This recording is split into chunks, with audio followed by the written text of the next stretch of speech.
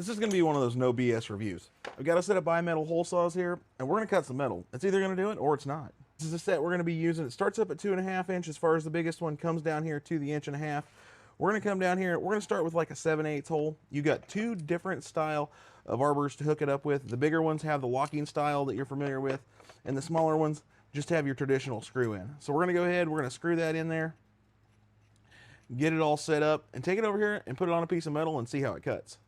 I'm going to go ahead and drill just a little bit of a pilot hole to start with.